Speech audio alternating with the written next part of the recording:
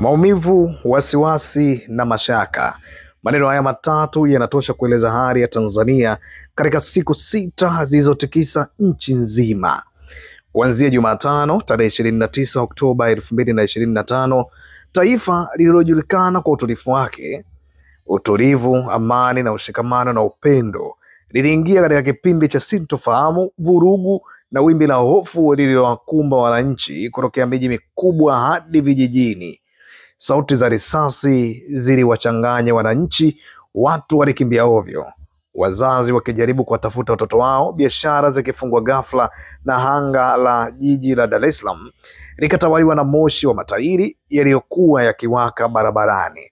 Hofu ikawa kila sehemu ya pumzi ya mwananchi. Katika majiji kama Mwanza, Arusha, Mbeya na Dodoma, hali haikuwa tofauti. Makundi ya waandamanaji, wengi wao wakiwa vijana waliokata tamaa, walimiminika mitaani wakipaza sauti dhidi ya serikali, wakidai haki, wakilalamikia matokeo ya uchaguzi na hali ngumu ya maisha. Lakini kilichokuwa maandamano ya sauti kiligeuka machafuko ya damu na machozi. Polisi walijibu kwa nguvu, mabomu ya machozi, risasi za moto na kukamatwa kwa mamia ya watu waliotumia kuhusika katika vurugu hizo. Kwa mara ya kwanza baada ya muda mrefu, wa Tanzania waliona picha za askari wakipambana na raia wao wenyewe, kila upande ukijaribu kuthibitisha nani ana mamlaka, nani ana sauti, nani ana haki. Katika mitaa ya Kariakoo, Buguruni na Ubungo, maduka yalivunjwa, magari ya serikali yakichoma moto na vituo vya polisi vikishambuliwa na kuwaka moto, na hata sheri nazo zilichoma moto. Usiku ukawa mrefu, kelele za siren zikiwa wimbo wa kawaida uliosikika hadi alfajiri. Kwa upande mwingine, familia nyingi ziliishi kwa hofu na dua.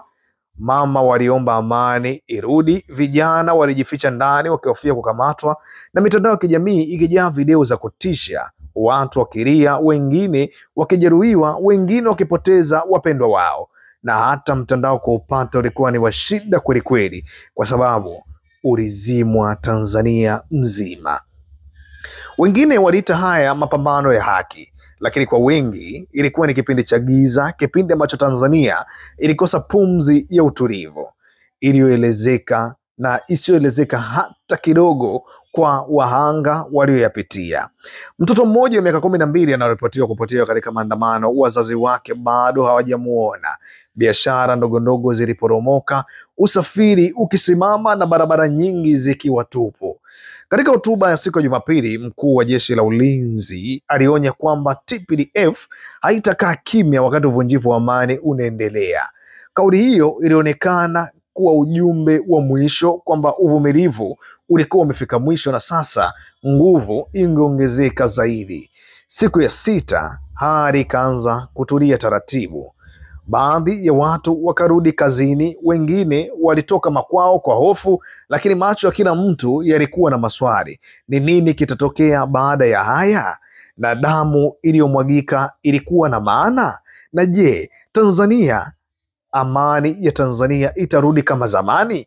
Katika kipindi cha wiki moja tu, nchi iliyosifika kwa utulivu wake imebeba alama mpya, alama ya hofu, ya majeraha na kumbukumbu za sauti za risasi usiku wa manane. Lakini pia ni kipindi kinachoonyesha jinsi watu walivyo tayari kupaza sauti zao wanapohisi wamechoka, wamepoteza matumaini na wamefinywa.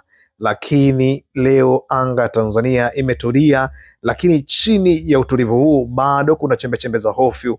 Watu wanazungumza kwa sauti ndogo, wakitazama nyuma kwa mashaka makubwa zaidi, na wakijiuliza, je, hii ilikuwa mwanzo wa kituo kipya au mwisho wa amani tunayoijua?